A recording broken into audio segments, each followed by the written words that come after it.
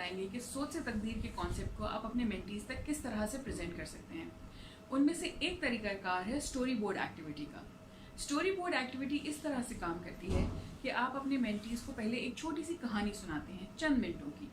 उस कहानी को सुनाने के बाद आप उनसे पूछते हैं कि अगर हमें इस कहानी की बुनियाद पे एक फिल्म बनानी हो तो हम उसको सीन बाय सीन किस तरह से तरतीब दे सकते हैं। आप मेंटीज के सामने एक चार्ट पेपर रखेंगे, उनको कुछ मार्कर्स देंगे और उनसे कहेंगे इसी कहानी को 5 सीन्स के अंदर तकसीम कर दें। मेंटीज अपनी तरफ से कुछ तस्वीर बनाएंगे, कुछ डायलॉग्स लिखेंगे और कहानी को तसलसल देने की कोशिश करेंगे।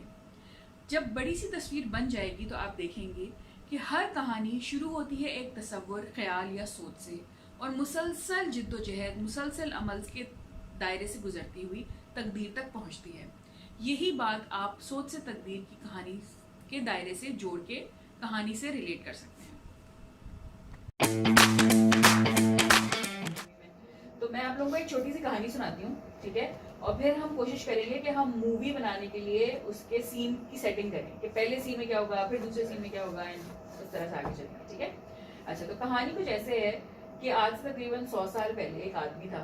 वो सुबह सो के उठा तो उसने देखा कि अखबार में, जब उसने अपनी चाय के साथ अखबार खोला तो उसमें उसकी मौत की खबर छपी हुई थी। तो पहले तो वो इतना ही परेशान हुआ जितना फुआद हो रहे कि कैसे हो गया ये, ठीक है। तो उसने भी अपने आप को 2-4 थप्पड़ मारे कि कैसे हुआ, मैं कैसे मर गया। लेकिन फिर उसको एहसास हुआ कि अच्छा ये गलती से खबर छप गई है, और उसने पढ़ना शुरू किया कि अच्छा अब तो लोगों को पता लग गया कि मैं मर गया हूँ, तो अब तो ये मेरे बारे में सच बोल रहे होंगे, अब तो इनको मेरा खौफ नहीं है कि मैं कुछ इंसाइट करूंगा, तो ये मेरे बारे में क्या कह रहे हैं। तो उसने देखा कि जो हेडलाइंस लगी हुई थी वो कोई अच्छी नहीं थी। वहां पे लिखा हुआ था मौत के सौदागर की मौत। वो आदमी जिसने दुनिया में ज्यादा से ज्यादा लोगों को मारने के, जल्द से जल्द लोगों को मारने के बड़े से बड़े तरीके इजाद किए, उसकी मौत हो गई। और ये सुन के, ये पढ़ के उसको अच्छी खासी परेशानी हुई। उसने कहा क्या लोग, आज तो ये गलती है, कल अखबार वाले सही हो जाएंगे, लेकिन क्या जब मैं वाकई में मर जाऊंगा तो वाकई लोग मेरे बारे में यही बातें करेंगे। और उस लम्हे ने उसको सोचने पे मजबूर किया कि मैं नहीं चाहता कि जब मैं वाकई में मरूं तो मेरी जिंदगी के बारे में लोग ये बातें करें। तो उसने तय किया कि मैं अपनी जिंदगी को ऐसे कामों में लगाऊंगा कि लोग बाद में मुझे अच्छे अल्फाज में याद करें। तो उसने एक फाउंडेशन बनाई, जैसे TCF एक फाउंडेशन है, उस तरह से उसने एक फाउंडेशन बनाई और उसने अपना तमाम पैसा और अपनी तमाम मेहनत उन लोगों की मदद में और उन लोगों को अहमियत देने में लगा दी जो साइंस की तरक्की के लिए, दुनिया में अमन के लिए, माशी तरक्की के लिए लोगों की मदद करते हैं, उनके लिए मेहनत करते हैं। और आज वाकई में जब हम नोबेल प्राइज का नाम सुनते हैं तो हमारे दिमाग में किसका नाम आता है? अल्फ्रेड नोबेल का। हालांकि अल्फ्रेड नोबेल डायनामाइट का इन्वेंटर था।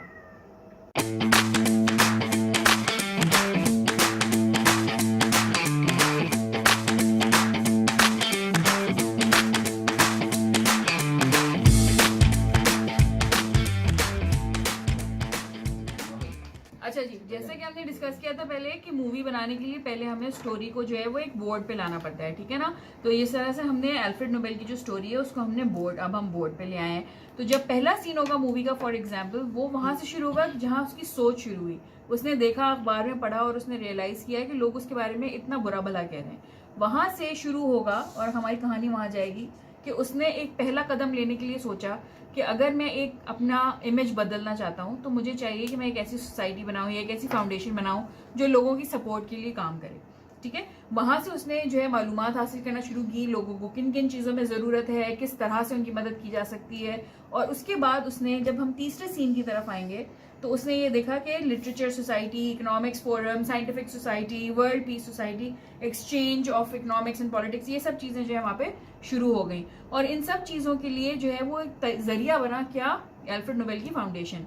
जब वहाँ पे ये चीज़ एक मुसलसल आदत में, मुसलसल जो है अमल में तब्दील हो गई, वहां से लोग उसको पहचानने लगे। अब जब लोगों को इस तरह की ज़रूरतें शुरू हुई तो उन्होंने पहचानना शुरू कर दिया कि अगर हमें पैसों की ज़रूरत है, हमें ग्रांट्स की ज़रूरत है, हमें ऐसी जगहों की ज़रूरत है जो हमारे लिए लेबॉरेटरीज इस्टेब्लिश करें, हमारे लिए जो है वो हमें काम करने की जगह मुहैया करें।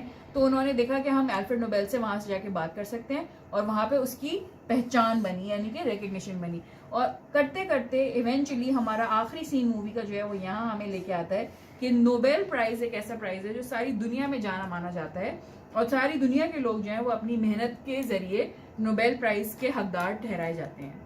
तो ये हमारा स्टोरी बोर्ड हमें दिखा रहा है कि हर जिंदगी का हर मरहला जो है वो एक सोच से शुरू होके एक तकदीर तक पहुंचता है। यानी कि एक सोच हमें एक हरकत की तरफ, हरकत मुसलसल अमल की तरफ, अमल एक पहचान की तरफ और पहचान हमारी तकदीर की तरफ लेके आती है।